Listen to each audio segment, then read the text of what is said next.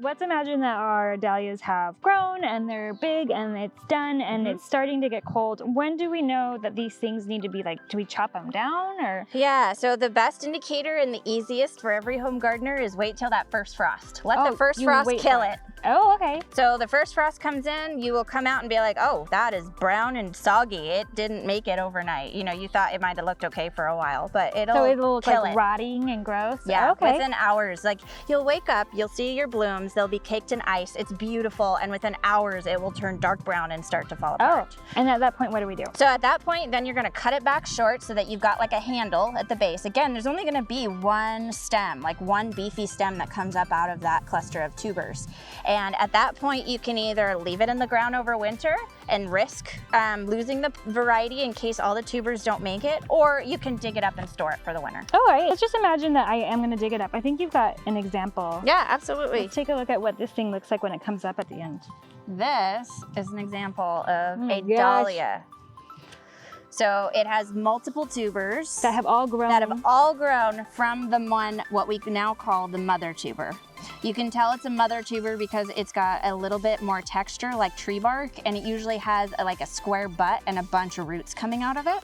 That is the one that grew the new stem and all these new babies, which are clones. Wow, so okay, does the mother tuber, like, is it stronger than the other one? No, in fact, on a farming scale, we don't reuse it unless we don't have that variety in abundance. Oh wow, okay, so it. it's almost spent. It's almost spent. We just don't want to risk wondering if it is spent. So we go ahead and just move on and do the newest, most viable. So when you pull this thing up at the end of the year and it has all of these, I mean, like, this is like more than half a dozen. I mean, some of these guys are really little, some of these are really big. Are these all viable for next year? Okay. Actually they're not, and that's where it gets into understanding what you're looking for, and that is looking for the eye of the plant, which at this point of the year, it's easy because you actually have a little burgundy sprout on this particular variety already growing. Out of each one? Out of the ones that are viable. And so it could be this guy, it could be that guy, and I would cut them together.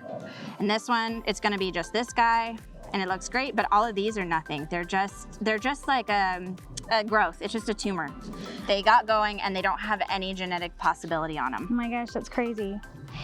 So how do I pull them off? Okay, so when you want to get this stored, you're gonna dig this up out of the ground. It's gonna come in a big mound of soil because it's damp, most likely. You're probably digging it up in October or November. So you're gonna bring it up out of the ground and you're gonna try to shake off as much dirt as possible. Some farms like to rinse them off. If you rinse it off, you have to let them dry completely before you put them into storage. I myself like to keep the dirt on. I feel like the dirt microbes kind of keep it healthier. It doesn't mean that they don't rot and I don't lose some, but I just feel like rinsing was an extra step, and this seems to work.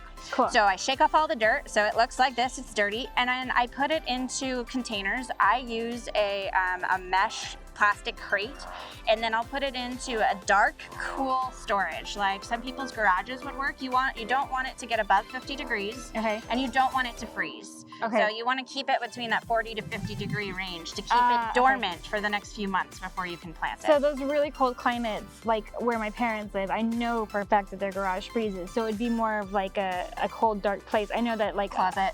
A closet? Yeah, a basement. I know some friends in Minnesota who actually also have to deal, if it's a really cold climate, it's too dry in the air. So they actually will divide theirs rapidly. I wait until months later to divide. Oh, okay. They will divide theirs as it's coming out of the field and wrap them in saran wrap to keep the moisture in so that they don't lose them all. Oh. Now, when it's divided, that's when I actually put them separately. Divided means that we've cut them apart already.